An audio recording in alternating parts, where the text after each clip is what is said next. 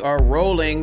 Welcome back to the Clutch Report. I'm your host, Jamaal, but there. Thank you for joining me for yet another episode. You saw the thumbnail.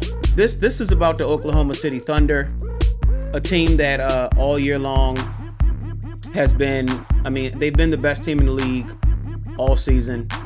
And, even with what Cleveland is doing in the East, it's really just been the Thunder far and away ahead of everybody. They have 64 wins. They're probably going to end up 68-14. They were on 70-win watch, and they've lost 2 games in a row to the Rockets and then the Lakers.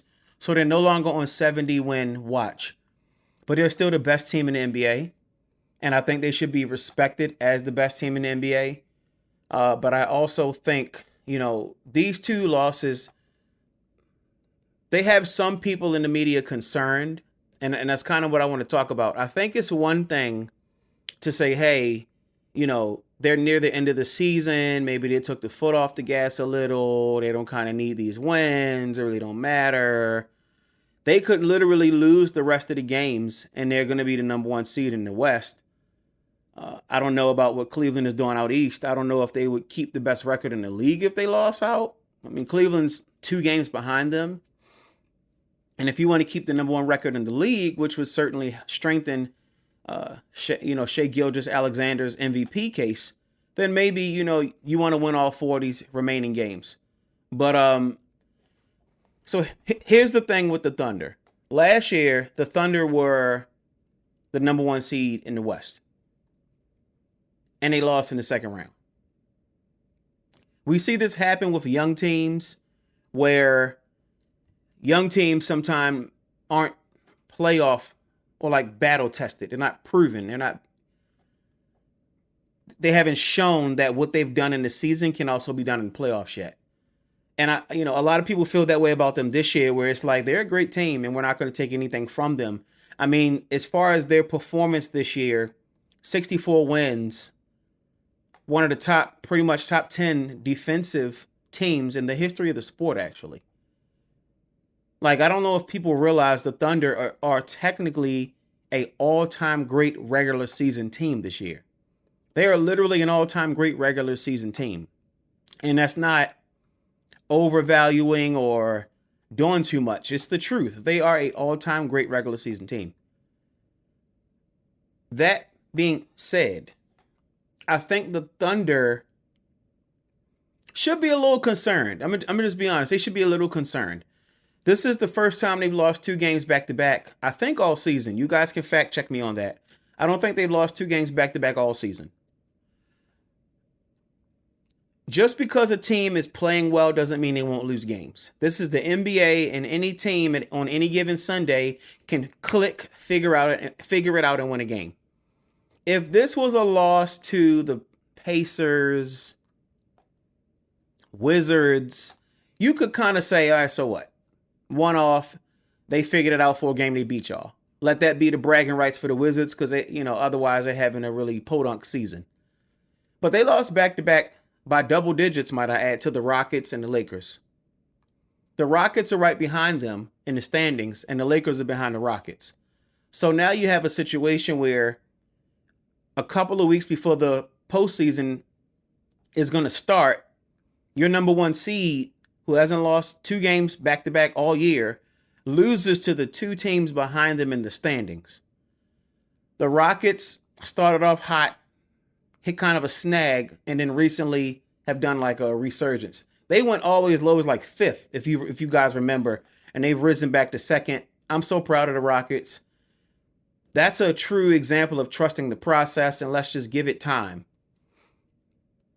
The Lakers, on the other hand, same thing. They had a really good start to the season.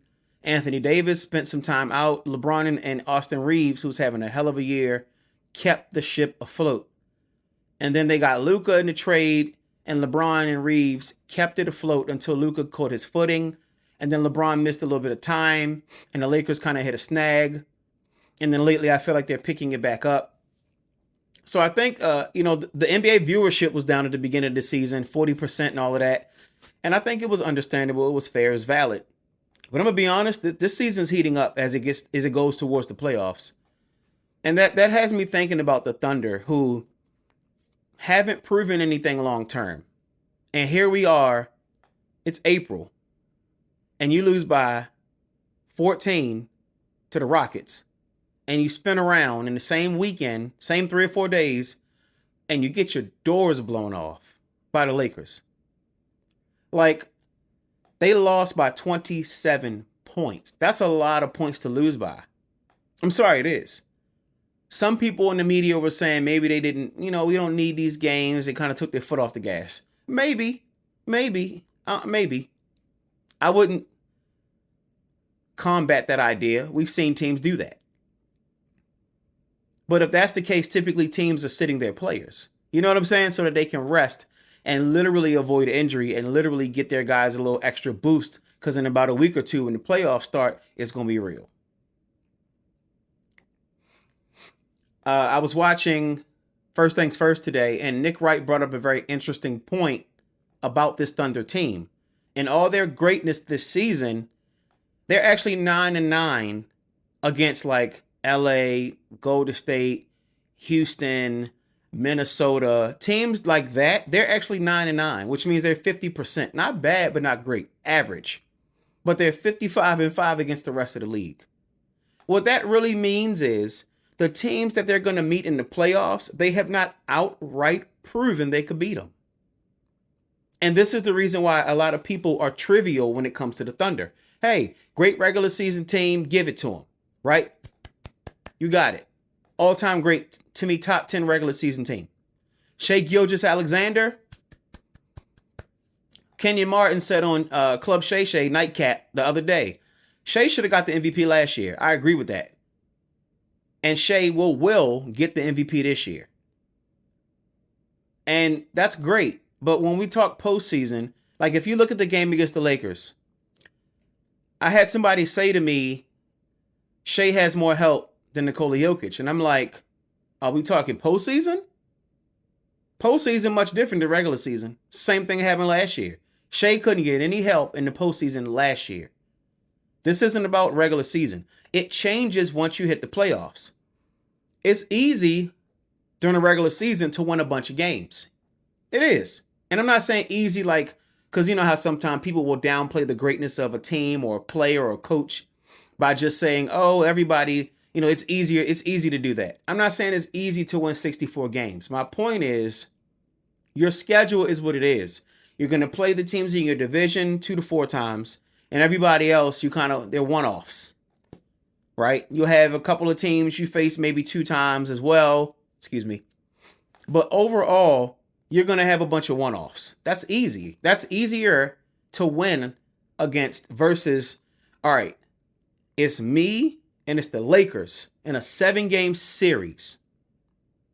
And we're watching film on each other. And that's it. That's a lot harder to win against.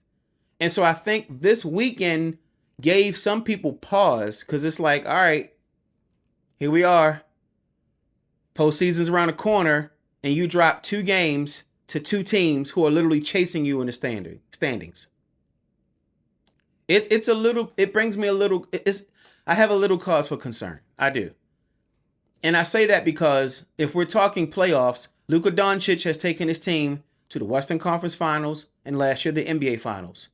And then LeBron, it doesn't even need to be said. 10 finals appearances. I know, I'm going to say it anyway, right?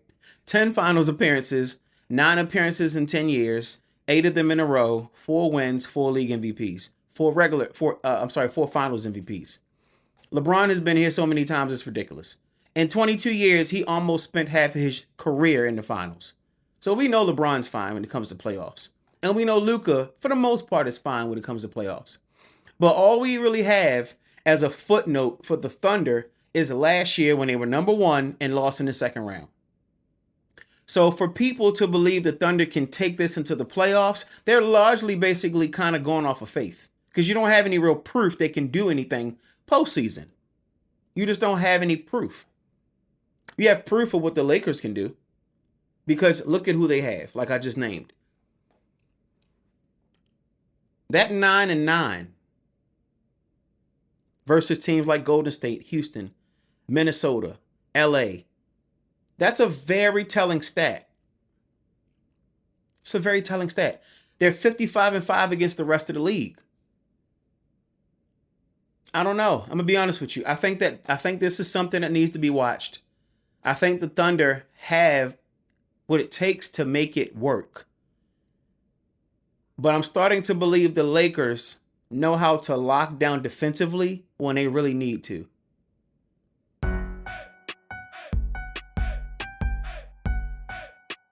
Buying or selling NBA takes. Kyrie Irving will not return to the Dallas Mavericks next season. Yeah, I think Kyrie will return to Dallas. I think Dallas has a formidable unit. I really do. Like their team. Kyrie, Anthony Davis, Gafford, Lively. I mean, they have something special. It's just a matter of will they stay healthy. Kyrie's been injury prone in his career, so has Anthony Davis, which was why it didn't make sense to me to trade Luka. I don't give a damn what reason they provide. Luka's 7 years. 7 years younger than AD. If they were closer in age, that trade would have made sense to me. But to be honest, I still think Dallas has something if they can stay healthy and get a full offseason to really gel and, come together as a team. Spend so much time praising the past generation that we don't focus enough on the current generation. And I think it's hurting the NBA and in the conversation. We don't do this in any other sport. Wait, let me just finish. We don't do this in any other sport besides the NBA, and we do it on this show. That's not true. Constantly. Not true. I don't often agree with Molly Qerim. I felt like for a long time she was a pretty face, just sat on the desk to attract viewers, and it worked. She's a beautiful woman. But the last couple of years, I think Molly, number one, has gotten more confidence, more swagger. And honestly, she's right about this one. I do think that the players have a good point when they talk about how the game is covered. Nowadays, it's so much what was, how it was, as soft as cottonelle. It's not a man's game. And I'm like, the rules changed, not the player. Like the players that don't control how the rules, what rules they can play by. They just show up and play. Like, I do think the media needs to do a better job of not bashing today's basketball as much. And she's right. There's not really another sport that does this as much. You don't hear NFL legends criticizing modern football as much as you hear basketball, and certainly not baseball. So I agree with Molly Qerim. Way to go, girl. Jalen Brown fully deserved his finals MVP, but that does not change the fact that he's not a top 15 player in the league. So cut that out. It's so funny. Me and my father have this conversation all the time. I think Jalen Brown is an excellent basketball player, but he's not Jason Tatum. Tatum, to me, has a problem of shot selection. He step back, dribble, step back, dribble, step back, three-pointer to death. I'm like, you're 6'9", and me and my buddy Reds, one of my closest friends who's from Boston, and he's a Boston Celtic fan, we've talked about it at nauseum. Jason Tatum's unstoppable when he goes to the basket. Just stop dribble shooting and just go to the damn basket. But like, he deserved his finals MVP. Talking about Jalen Brown. 20 points, 4 rebounds, 4 assists. That's not great. 45% from the floor. Okay, good efficiency. Tatum was 22, 7, and 7, but he shot 39%. The truth of the matter is, the Celtics didn't learn from their 2022 loss. They just won by committee. They had a better starting five than the Mavericks. So Jalen Brown played slightly better than Tatum, mainly from an efficiency standpoint. So he deserves his finals MVP. But I do still think Jason Tatum is better.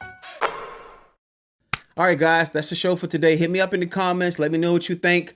Like, comment, and subscribe. This last month and a half has been excellent for me. You guys have been showing up. I'm trying to get monetized. Y'all know what that's like. I appreciate you. Jamaal Bethea from the Clutch Report. Peace.